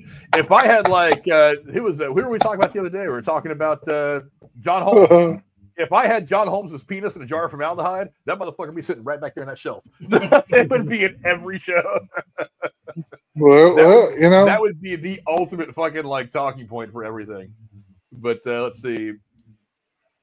15, there you go. That's some recipe bullshit 15 right there. souvenirs the stars took from the set. James Caan kept Paul Sheldon's typewriter from the Misery film. That makes sense. Nice.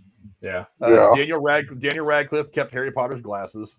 Emma Watson kept the cloak and the time turner and her wand. Rupert Grint kept his deluminator. Ian McKellen kept the key to Bilbo Baggins' house. Oof, that's cool. Shane West from A Walk to Remember kept the 1967 Camaro. Damn. Ooh. Let's see. Robert Downey Jr. spotted the giant A that adorned Stark Tower at the end of the first Avengers movie. He jokingly told the crew that he wanted it for his office. A couple of years later, a semi bearing the 30-foot logo appeared at his house. I think he actually did do it. That's a very choice thing to do. If I was him, I'd want the donut from Iron Man 2 that he's sitting in the middle of. That's what I would have wanted. They won't tear that down. That's an iconic. That's an iconic LA landmark. You're Robert Downey Jr. He's got options that we don't have. That's all I'm saying. Like, that would have been cool to have. But, yeah. Will Ferrell kept his fake testicles from Step Brothers. Oh, that's funny. See, the prosthetic private parts from Step Brothers cost a pretty penny to make, roughly $10,000 to be exact. Rather than let them languish in some prop closet somewhere, Will Ferrell asked to keep them. The prop guys obliged, and Ferrell now likes to whip them out at dinner parties. See, yeah, exactly. Let's see. Ryan Reynolds kept his Deadpool suit. That's no surprise. Well, yeah. Oh, yeah. He also kept Green Lantern's ring, which is probably the one thing he wishes he could get rid of. Let's see. Andrew Garfield kept one of his Spider-Man costumes. Ooh. Let's see. From 50 Shades of Grey, Dakota Johnson kept a flogger. I mean, hey, if you're going to hang it up here, why not? Out of all the things that's been kept, that's the most practical thing because she can still use that to this day, for other activities. Yeah. Hopefully she's using it to punish herself for even making Madam Web. But let's see. Josh Hutcherson kept Katniss's locket from the Hunger Games Catching Fire.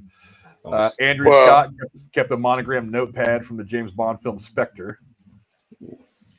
Gabrielle Union kept her cheerleading uniform from Bring It On. Not surprised. That was one of her first big roles. One actor that I know personally, Tyler Mane, he played Michael Myers in the Rob Zombie films. I got a cameo from him years ago from an eczema, and he showed it. He has the orange killing mask and his regular mask from Halloween's 1 and 2, and the knife that he got to use in those movies, all in like a big glass case in his house. It looks really freaking cool. That's pretty damn cool. Oh, it's cool. Yeah, it looks sweet. Yeah, it's great. Let's see. Eddie Redmayne stole the briefcase that he used in the Fantastic Beasts movies. Fantastic Beasts. I've heard a lot of stories about people stealing shit from movie sets after they're done. Oh, yeah. Mark Hamill took a stormtrooper helmet and many other things in quotations. Sure. Well, Mark Hamill's a terrible person, and he can go force himself, as he kept telling all of us to do. So, Sam Neill, go to hell, Luke Skywalker. Sam Neill walked off the set of his last day in Jurassic Park in Alan Grant's boots and never took him back. Oh yeah, I would have took the hat like he always wore, like that. Oh, I was thinking the hat or the hat or the raptor claw that was fossilized. Yeah. Adam Driver took Kylo Ren's lightsaber, which is honestly the coolest lightsaber that Star Wars has ever made. That was cool. Margot Robbie, of course, walked away with Harley Quinn's baseball bat. Well, yeah. Let's see. Tom Holland pocketed Tony Stark's sunglasses. The Edith sunglasses. Edith glasses. That's cool. Yeah. I do remember hearing an interview with Ben Affleck where after Batman v Superman, he wanted to buy the Batman suit, but it was like $100,000. He was like, "No, you can keep it. It's fine." So he didn't buy the thing or whatever. Yeah. At least keeps a cowl or something. Chris Hemsworth stole Thor's hammer and then lost it. I guess he wasn't worthy. He wasn't worthy, I guess. That's what I was about to say. Chris Hemsworth, who plays Thor in the MCU, stole Mjolnir, but it wasn't he who admitted it, and a close friend snitched on him. The actor got called out by none other than Jeremy Renner. According to Republic World, the Hawk actor explained that he never stole anything from the set because they asked us not to, and my mom taught me well. Renner then signaled out Hemsworth, adding, "All the Avengers took stuff, the dirtbags. They pulled something more." Hey, however, Hemsworth confessed to losing it after using it for a documentary, noting, "quote A friend of mine called me and said, 'Is this yours?' She said, 'Do you want it back?' And I said, 'Yeah, I think I should get that back.'" Well, they didn't say anything about him not stealing Stormbreaker, like just not Mjolnir. You know what I'm saying? So there are other options here. I would kind of want both. I think they're both pretty dope. I'd rather have Stormbreaker because I think it looks cooler, but whatever. Loki's horns would have been sweet to have taken home, like the ones from New York. Now, which set are Are you going with the Avengers 1 with the big ones, or like Yeah, yeah. Vulcan says, I create makeup effects for films and TV and always keep the props I make after we are done shooting. Then I auction them off when I need extra cash. Oh, that's cool. There's one way of doing it. Hey, why not? Yeah. I would like to sit I'd and have do a the same conversation. thing. I would like to sit and have a conversation with you about some of the stuff that goes into that. That'd be kind of fun. Yeah. Oh, I've actually been thinking about one of the ideas I had to do this year, but I think I'm gonna get around to it because the other thing I want to do. But I would like to I was thinking about the credits one day as I was sitting there watching a movie, and I was too lazy to actually reach for my remote and turn it off and go do something else. But I was just kind of watching the credit, and I was thinking to myself, most people probably have no idea what the gaffer does on a film set. So I was like, I wonder if I should do like a 5 or 10 minute video for each thing explaining what that position does. What that does in making the movie. What does the dolly grip do? Things like that. I think that'd be kind of a fun thing to do. But who is this boy, and why is he the best? And why is it this guy?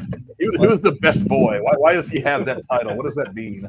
Now some of them are kind of self-explanatory. But I feel like we know what he does. The best boy. That role came from the Harvey Weinstein rule for best boy, if you know what I'm saying. But it's a whole different thing.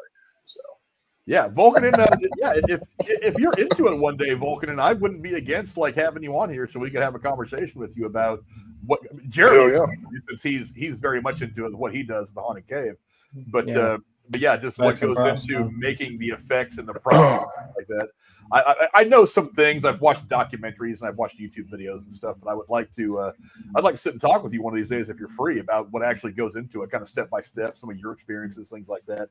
Maybe some things you've worked on. I don't know that you've ever worked on like a big Hollywood film, but I mean, even some of the smaller budget films, I think it'd be interesting to hear some of the stories. So if you're into that kind of thing, find me on Twitter. I'd like to maybe one day set up a time where we can chat with you about that. But I'd like to steal.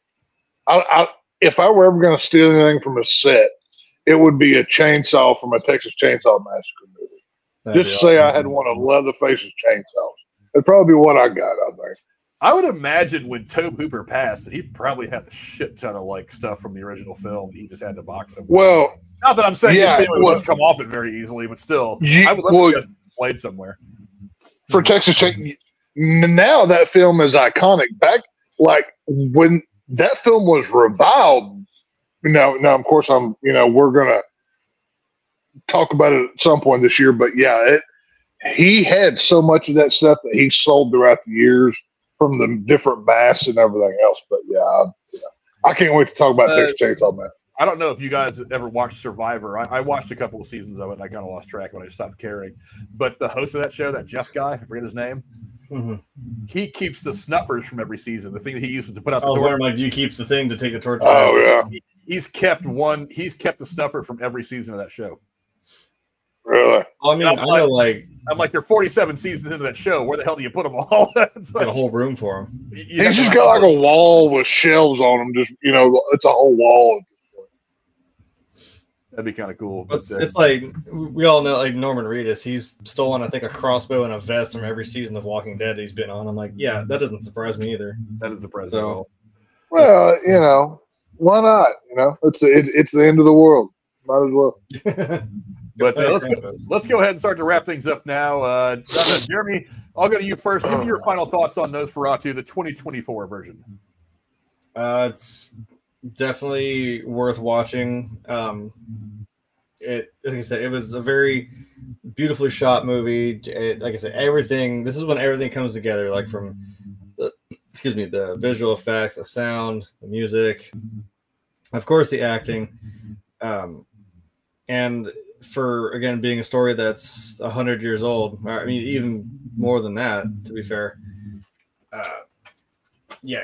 It still hits pretty well, and if it gets you to watch the original, if you've never seen the original, which I mean, that's kind of a trek in itself, because sometimes there's different scores that people have put to it, because like we said, you can put music to a film, and any different music you put to it can give it a different feel. So just kind of whichever one you feel like trying to watch. I mean, there's some that are on like YouTube, some are on, I think, Netflix or something like that. The old one's on there, but yeah, this new one, definitely by comparison, still very well done, and I definitely recommend it. Yeah, Tex, how about you? Give me your final thoughts on Nosferatu. Definitely the best looking film of the year. Like I said, it was on an overall film. It was like, I believe it was number 8 on my top 10 horror list this year, or 2024.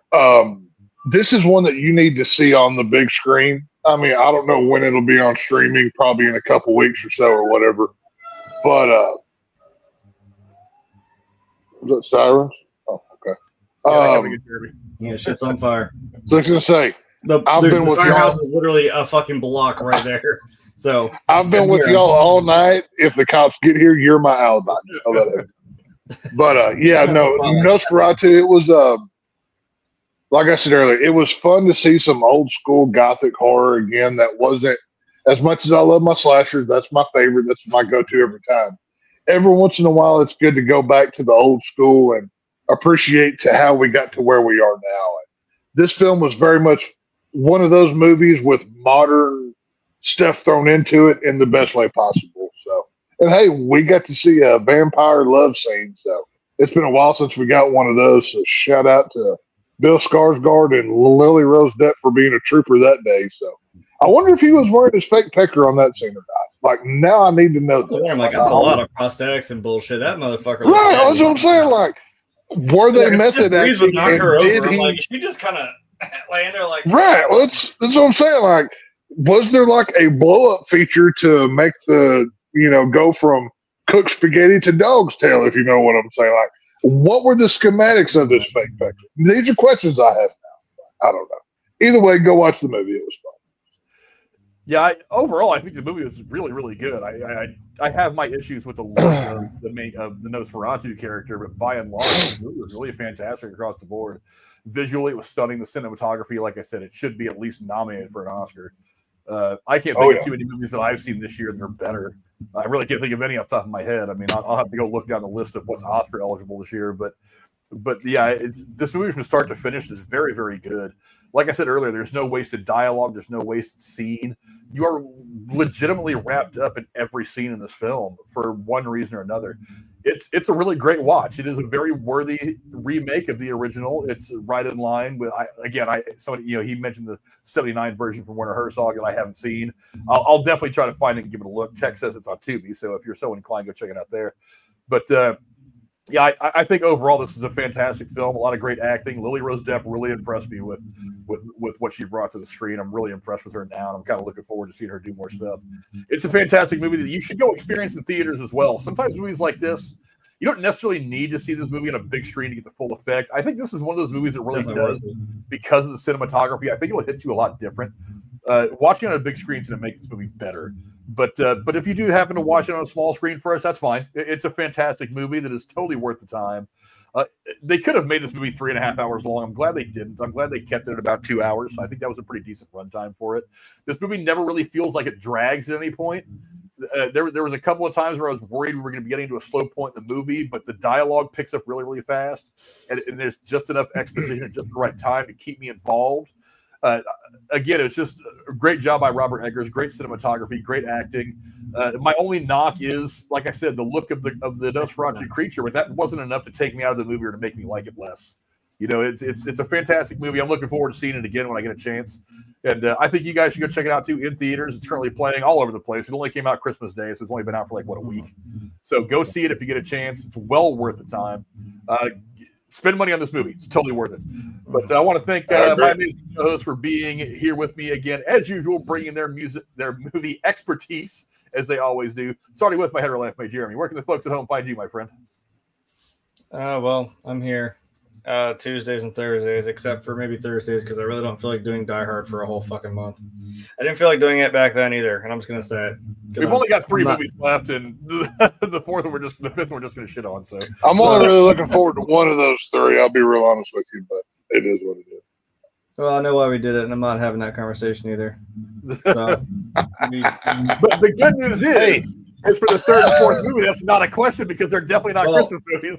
I had to fight that fight by myself against all you smart mouth motherfuckers. It's your Christmas movie. It's your Christmas movie. You and me ganging up on Frank that night, so I didn't want to. I was the lone.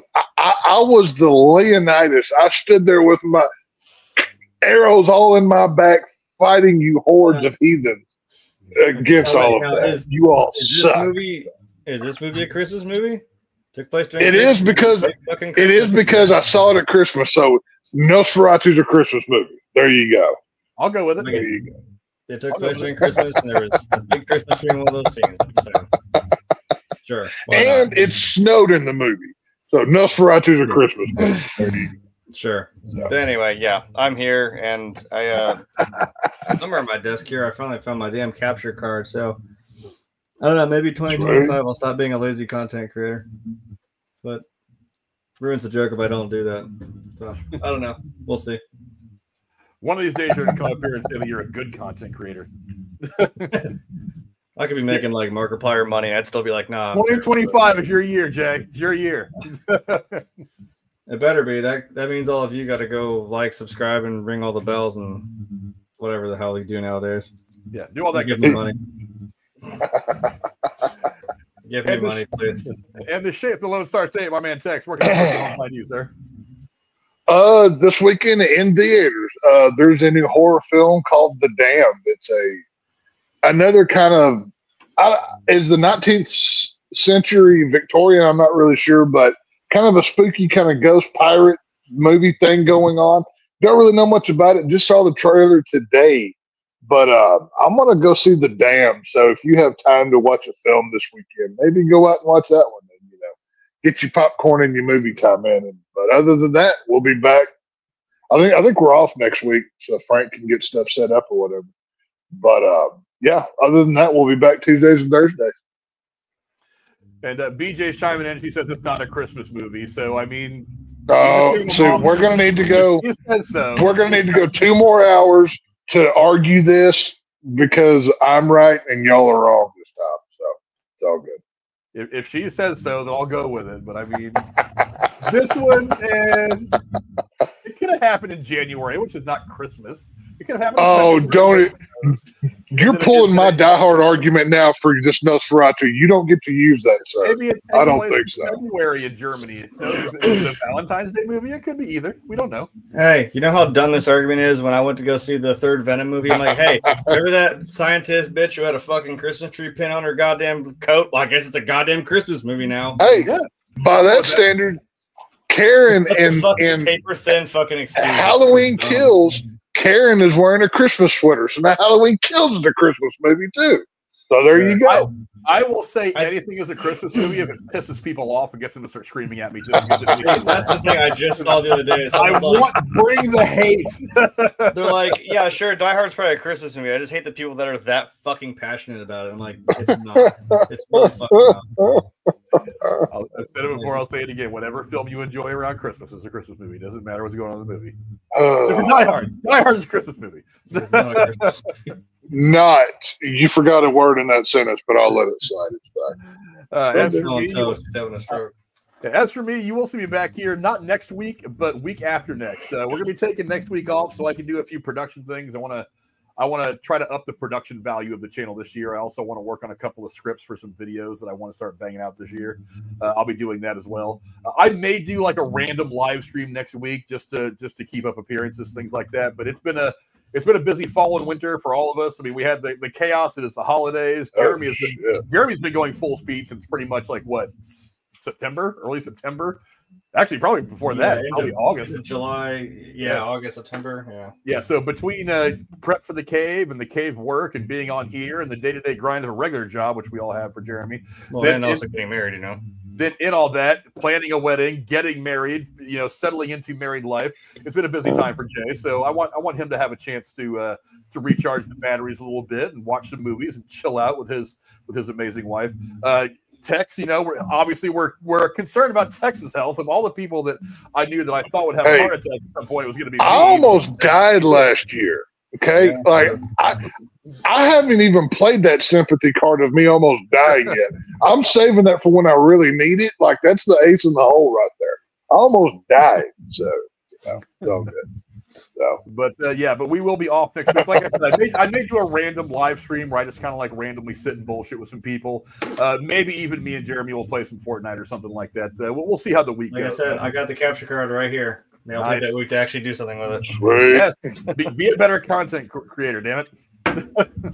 Let's make you successful on YouTube, my friend. We're all going to become successful on YouTube. We're going to move into one of those creator houses, and right, those big ass. Yeah, we're gonna be those asshole YouTubers like those people that we like, Mr. Beast or whoever those people are that I don't ever pay. Maybe Mr. Beast is not the best bar to set. Yeah, whatever. I mean, yikes. We're going to be popular like them. We're just not going to be assholes like them. At least that's not our plan anyway. But who knows what's going to happen? Nah. But thanks to all of you for coming to hang out. We very much appreciate it. We'll see you guys. Probably at some point next week for a little bit of fun, and then week after next we'll get back to the reviews with Carry On, the movie on Netflix that is getting a lot of buzz right now. I've heard it's really good. I haven't sat and watched it yet, but I'm looking forward to giving that a watch at some point over the course of next week. So we're going to come back with that in a couple weeks. And until then, we will see you guys next time. Adios. That's my cock crowing, by the way. As long as this guy didn't, as long as he didn't glisten in the sunlight, this was a good vampire movie. So, yeah, I mean, this is definitely better. This is still a better love story than Twilight. We can keep that joke going. Well, Twilight is easily broken down. Either the chicks and the dead guys or bestiality. That's how you can break those movies down. Please. Yeah, that's awkward.